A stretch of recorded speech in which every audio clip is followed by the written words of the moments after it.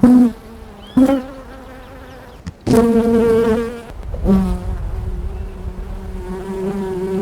guys, how you doing? Today we are gonna be constructing a very strong double hive stand made out of pressure treated wood, and it's gonna be very sturdy.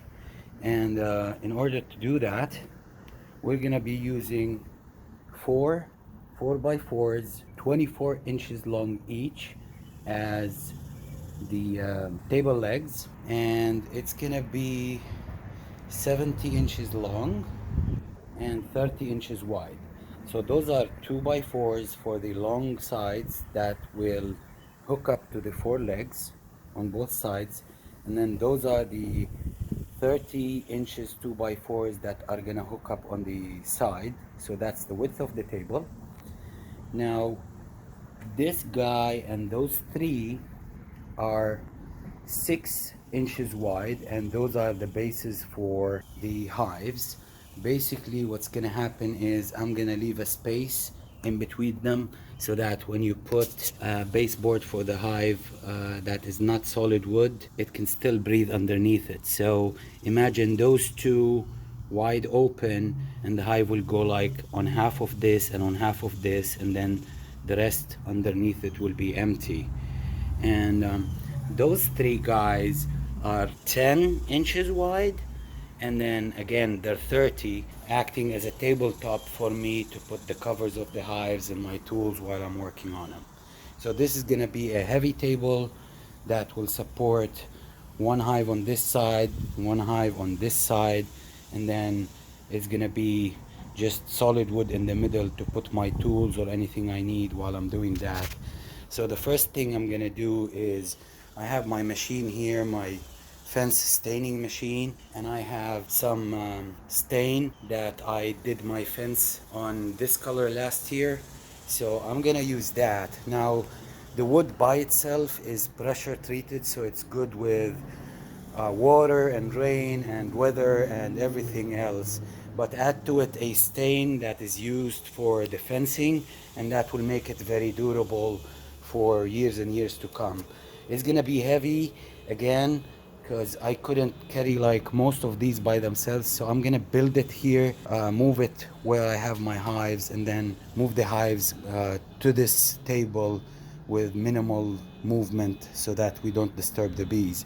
So that's the plan. First thing, I'm gonna hook up this guy into that one and start spraying the first half of it, and then flip them over and continue that, and then I will do the sides from here too. After I'm done with that, we'll go through the how to put that table together.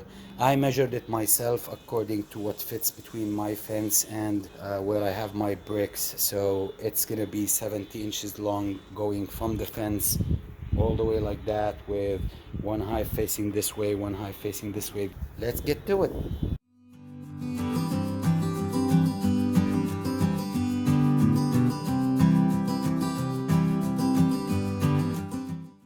Alright guys, as you see, I waited a while until the paint settled, but then I discovered, since it's an original wood, this type of stain, you have to put like a very thin layer to begin with, or I have to leave it until tomorrow. So I chose to wipe it down with a brush and do all sides with a very light brush on them, just so that it takes one coat of paint, so that the material of the paint goes in, it sticks on it, and it doesn't just slide over. So that my plan was to just do a full coat of paint, very thick on, leave it, and then flip it, but I discovered there's about four sides of it, so I went ahead and used the paint that was on one side to spread it on all sides, very thin. Some of them are like darker than the other, but when we put the second coat of paint tomorrow, it's gonna stick faster. If I like the color tomorrow, then I'll leave it as is, otherwise I'll paint it, and then we go ahead and assemble the stand. One eternity later. Morning guys, it is the next day. These guys had all night to dry out, so it looks like some of them are darker in one place and lighter in one place, so I prefer them to be just same color. So I'm gonna apply a second coat of paint. Let's watch it together.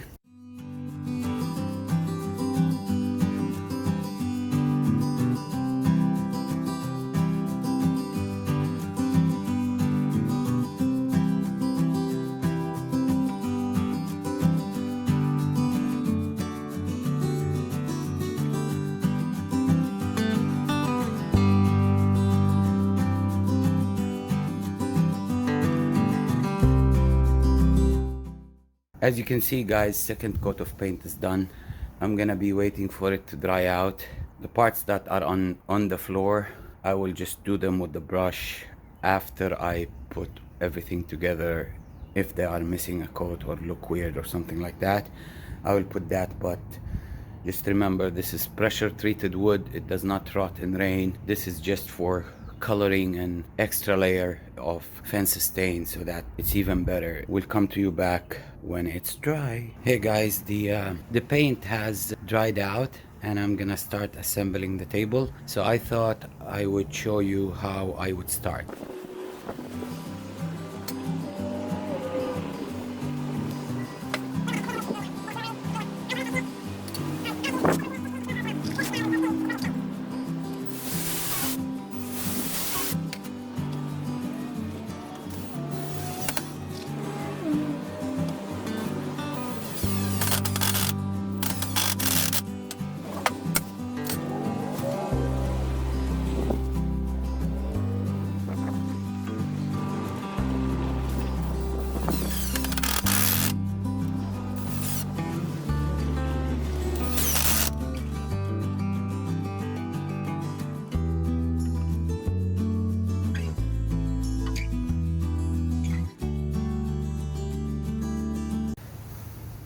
Here we go. I finished both bases that are 30 feet wide, and now I'm gonna put that 30 in between them. It's gonna be difficult doing it by myself, but bear with me.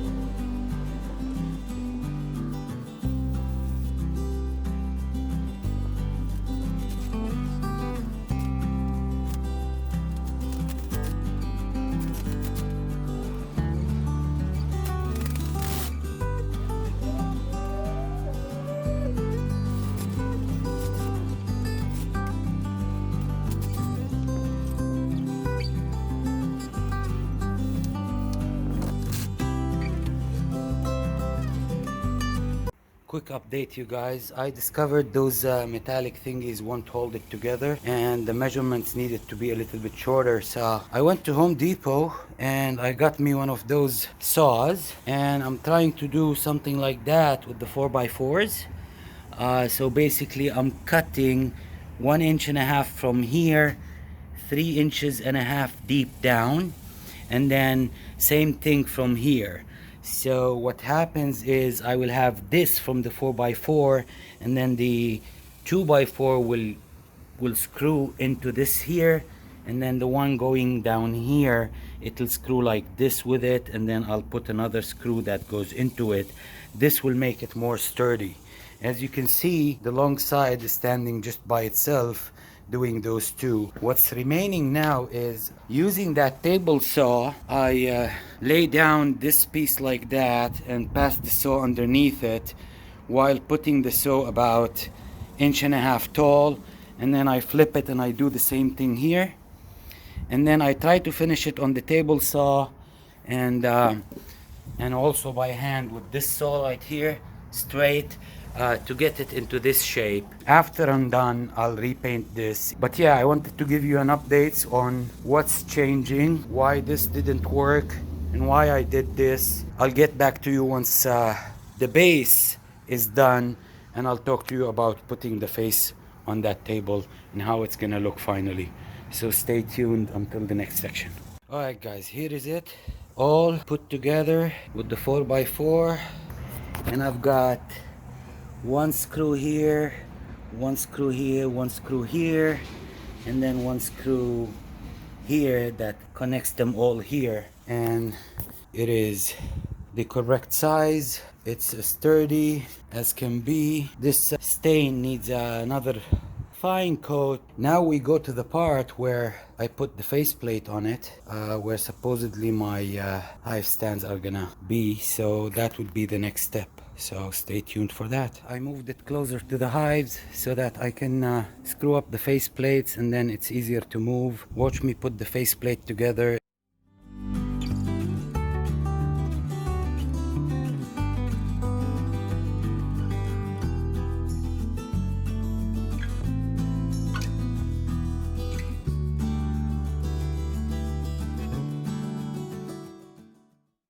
And with that, the stand is completed. I still have to do some coats of paint so that it looks okay. The question on your mind is, why did I leave space underneath the hives? And that's a good question. And the answer is, in order to keep the ventilation to go out through, it needs that to be open. According to my measurements, it's exactly 70 inches. And the place between my bricks and the fence is 72, so supposedly it should fit from here to there. Tomorrow I'll make the move. I'll try to make the hives move to the right a little bit. It might be enough go over the hives if I remove the feeders and just put a cover, and then I can play with it without messing with the bees. So I want to see what I can do about it. I'm not gonna install it tonight, it's too late to move the bees.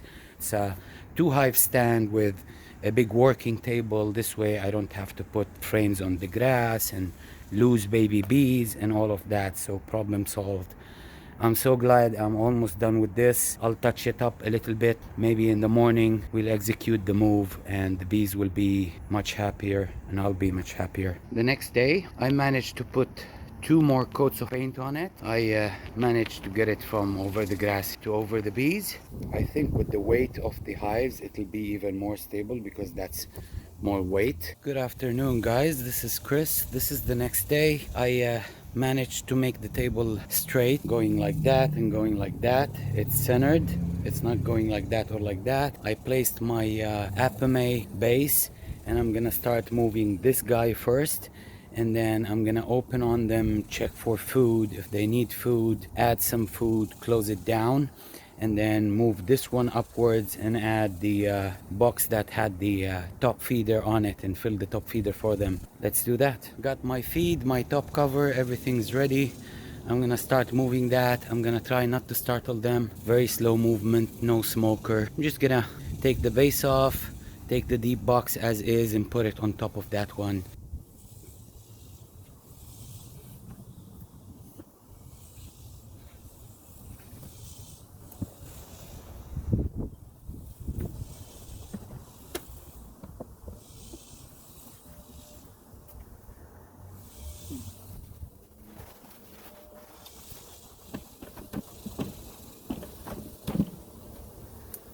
We've got some bees on the cover. I think if I leave that cover, they'll go back home. I'm just gonna align it and close it back. I don't wanna disturb them too much. But I might put some beetle traps in there. See how they do with that. They're just hanging on with a thread all over each other.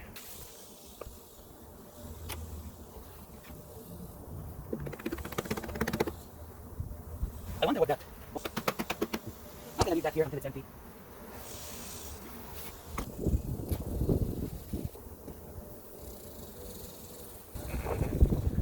Tell you what, guys, they are all over the place. I'm gonna leave them for a while and come back and do the other hive. I'll give them 30 minutes to settle down and then I come do the other hive. The other hive should be quieter because it's a small split. Okay, as you can see, they calmed down a little bit. I left them about 45 minutes until they knew where their new house is.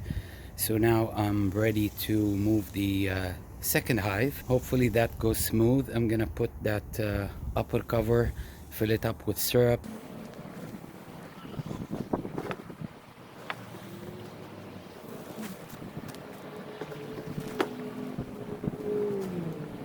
Now that this is up, I don't know if it's gonna trigger another orientation flight. Orientation flight is when they try to tell the newbies, here's your house, here's how you fly, here's how you come back. And it's usually like a figure 8. You can see them flying in a figure 8. So that's what an orientation flight is.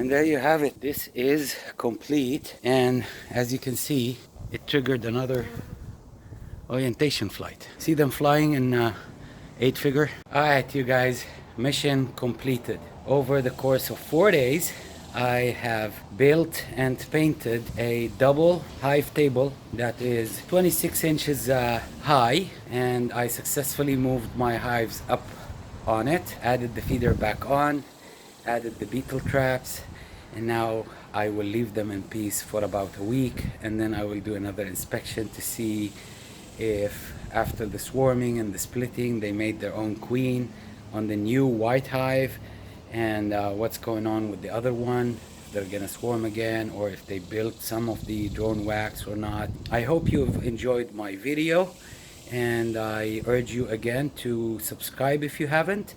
Click the notification bell so that you can get any new stuff. And please, if you have any suggestions, comments, questions, please put them below. Don't forget to like the video and share it with your friends that are interested about learning in bees. Give me any ideas in the comments for new videos if you like me to answer any questions or show you something in particular. I'm looking forward to the next inspection where I can find my queen, hopefully, or some eggs and larvae in the new frames. And as usual, no matter what you do, good job, honey. Until next time, Chris from Texas. See you guys later. Bye. Thanks for watching. Until next time, Chris from Texas. No matter what you do, good job, honey. Please subscribe, like, comment, and share this video.